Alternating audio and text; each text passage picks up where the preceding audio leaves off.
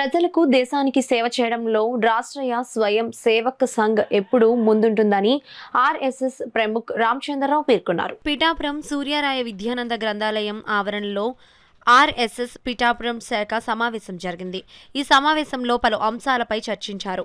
ఈ సందర్భంగా ఆర్ఎస్ఎస్ యూనిఫార్లను రామచంద్రరావు, శ్రీపాద లక్ష్మణరావు చేతుల మీదుగా ఆర్ఎస్ఎస్ కార్యకర్తలకు అందజేశారు. ఈ కార్యక్రమంలో కొండెపూడి శంకర్రావు తదితరులు పాల్గొన్నారు.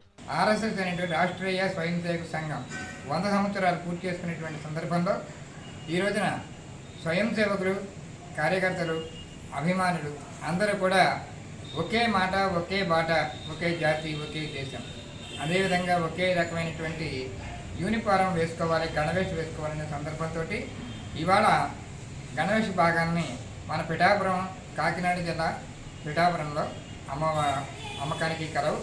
కాబట్టి కొనుక్కునేటువంటి కార్యకర్తలందరూ కూడా ఇక్కడ మనం ఉండేటువంటి సూర్యోదయ గ్రంథాల నుంచి ఈ నెంబర్కి కూడా సంప్రదించవచ్చు.